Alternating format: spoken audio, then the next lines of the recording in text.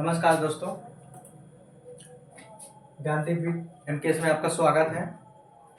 आज हम लोग डच के बारे में पढ़ेंगे। कल हमने पुर्तगाली के बारे में बहुत अच्छे से पढ़ा था, आप लोग ने देखा होगा।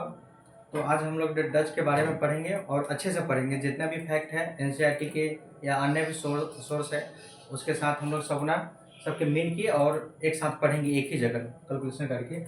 तो आज हम लोग डच के बारे में पढ़ेंगे। डच को सबसे पहले हम लोग नीदरलैंड या हॉलैंड उसी के नाम से जानते हैं, ठीक है। डच के बारे में आइए।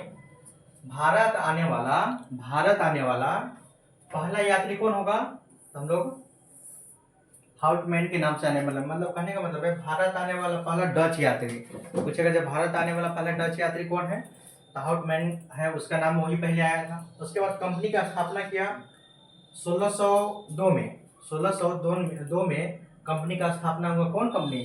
तो हो जाएगा आपका डच का कंपनी का स्थापना हुआ। जोहान वान ने किया था। ये पूछेगा जो डच कंपनी का स्थापना भारत में कौन किया, तो जोहान वान नाम का एक व्यक्ति रहता है, वही किया 1602 में। संसद से यह 21 वर्ष का अधिकार लेके आया था। मतलब डच संसद से यह 21 वर्ष के लिए अधिकार लेके आया था। कहाँ? भारत में व्यापार करने के लिए, ठीक है। आगे पढ़ेंगे। कंपनी का नाम क्या था? ब्रिंगदगे ओस्ट इंडेस। इस कंपनी का मतलब डच कंपनी का भारत में नाम रखा गया था। क्या रखा गया था? ब्रिंगदे ओस्ट इंडेस, ठीक है। यह कंपनी संयुक्त पूंजी कंपनी थी। यह कंपनी जो थी संयुक्त पूंजी कंपनी थी, ठीक है। और अब आगे है पहला फैक्ट्री जो डच जो भारत में आया, तो पहला फैक्ट्री कहाँ स्थापित किया था? तो मुस्लिम पट्टनम में। बहुत इंपॉर्टेंट है ये मुस्लिम पट्टनम, हम लोग याद रखेंगे। सबसे पहले मुस्लिम पट्टनम में स्थापित किया। कब किया था? 1605 में अपना फैक्ट्री स्थापित किया, ठीक है। और फैक्ट्री कौन स्थापित किया था? तो वादर हेग नाम का एक व्यक्ति रहेगा, इसी ने क्या किया था? स्थापित किया था, ठीक है। दूसरा फैक्ट्री पोतोपल्ली में होगा। दूसरा फैक्ट्री जो स्थापित किया था डच ने, पोतोपल्ली, जिसको निजामनपद के नाम से भी हम लोग जानते हैं, वहां पर स्थापित किया। बंगाल में पहला फैक्ट्री, तो बंगाल में पूछेगा जो पहला फैक्ट्री कहाँ स्थापित किया था? पिपली में। पिपली एक जगह है, वहीं पर बंगाल में पहला फैक्ट्री स्थापित किया। 1610 की कहानी है। 1610 में डच ने चंद्रगिरी, उस समय चंद्रगिरी के राजा रहते हैं, चंद्रगिरी के राजा से खरीद कर किलाबंद फैक्ट्री मतलब डच का एकमात्र किलाबंद फैक्ट्री कौन सा था? तो यही था आपका कहाँ वाला किलाबंद फैक्ट्री पुलिकट में जो है, यही स्थापित किया था। पूछेगा डच का किलाबंद फैक्ट्री मात्र एक कौन सा था? तो पुलिकट वाला जो था यह स्थापित किया। किससे? तो चंद्रगिरी के राजा से खरीद कर स्थापित किया था। पुलिकट को मुख्यालय बनाया। क्या पुलिकट को क्या बनाया था? यह मुख्यालय। डचों ने अपना मुख्यालय कहाँ बनाया? पुलिकट को बनाया। तथा स्वर्ण सिक्का पेगोडा ढाला। तो मतलब पूछेगा जो डच लोग अपना स्वर्ण सिक्का कहाँ ढालते थे? तो पुलिकट में ढालते थे, ठीक है। और उसको क्या, स्वर्ण सिक्का को क्या कहा जाता था? तो पेगोडा बोला जाता था, ठीक है। आगे 1650 में डचों ने कासिम बाजार में रेशम मार्ग चक्की उद्योग खोला था। तो 1650 में डच ने कासिम बाजार में रेशम चक्की उद्योग खोला था वहां पर, ठीक है। रेशम चक्की उद्योग खोला था।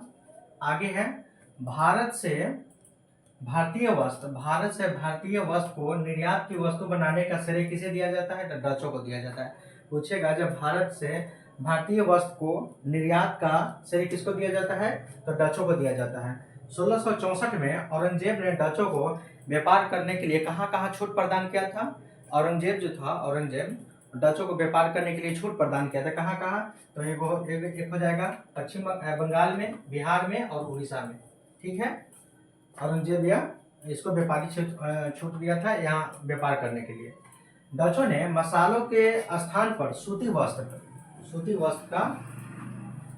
का निर्यात किया था। तो पूछेगा यूरोपीय कंपनी में वह एकमात्र कौन सी कंपनी है जो सूती वस्त्र का मतलब अपना व्यापार करता था? तो यह डच जो था एकमात्र यही कंपनी है जो सूती वस्त्र का व्यापार करता था। प्रमुखता इसको इसी को दिया था यह। आगे डच बिहार से सोरा, जिसको हम लोग साल्ट पीटर भी जानते हैं, सोरा को हम लोग साल्ट पीटर के नाम से भी जानते हैं। तो डच बिहार से इंपॉर्टेंट है क्योंकि यह बिहार से संबंधित है। डच बिहार से सोरा, जिसको साल्ट पीटर भी बोलते हैं, और अफीम तथा गंगा घाटी से चावल का उत्पादन करता था। अब एक बार इसको अच्छे से समझ लीजिए, डच बिहार से क्या करता था, दो तीन चीज। एक तो सोरा सोरा का व्यापार करता था, साथ में वह अफीम का भी व्यापार करता था, साथ में गंगा घाटी से क्या चीज का उत्पादन करता था, वह चावल का भी वो उत्पादन करता था। ठीक है। मुस्लिमपट्टनम नील के लिए, नील की खेती जो था, तो मुस्लिमपट्टनम से नील का निर्यात करता था। डच जो थे मुस्लिमपट्टनम से क्या चीज का निर्यात करते थे, तो नील का निर्यात करते थे। ठीक है। अब हम लोग आगे बढ़ते हैं, नेक्स्ट करना होगा ये पे।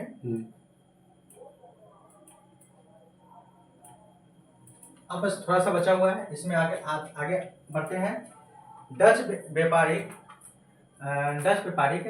व्यवस्था।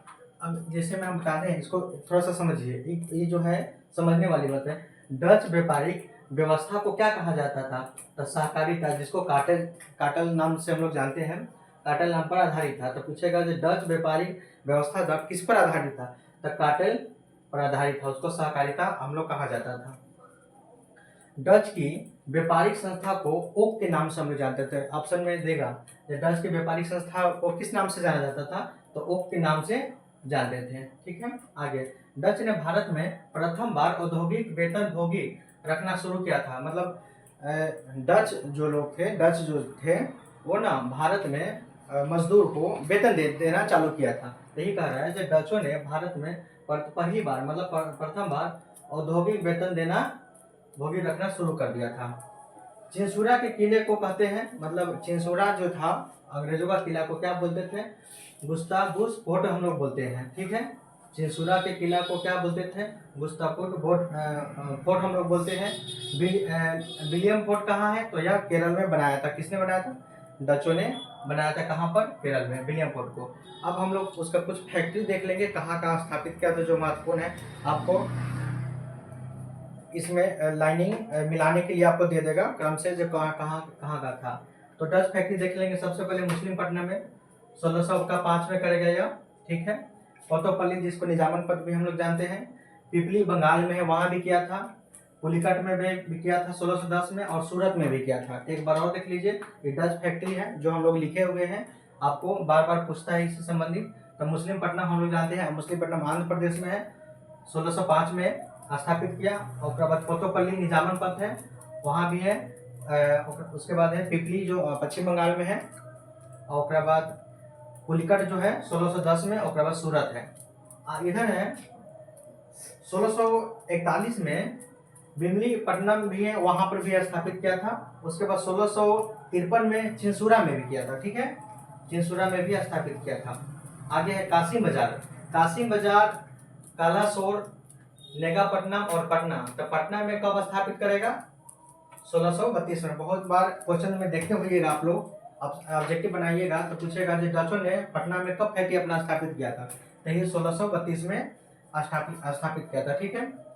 1660 में गोलकुंडा में, और 1663 में कोची में स्थापित किया। बेदरा एक महत्वपूर्ण युद्ध है, बेदरा के जो युद्ध है महत्वपूर्ण युद्ध है, जो 1759 में लड़ा गया था। किसके बीच, डच और अंग्रेजों के बीच में, जिसमें डच हार गया और अंग्रेज जीत गया, और पूरा इसका डचों का बोरिया बिस्तर बांध के भेज दिया, जैसे अब जाओ तुम्हारा कहानी खत्म हो गया। ठीक है। तो दोस्तों इतना है, हम लोग इतना ही पढ़े हैं। डच में इतना ही फैक्ट है। ठीक है, इतना ही फैक्ट है, इसी के बारे में हम लोग पढ़े। फिर कल मिलते हैं हम लोग अगले टॉपिक के साथ। धन्यवाद।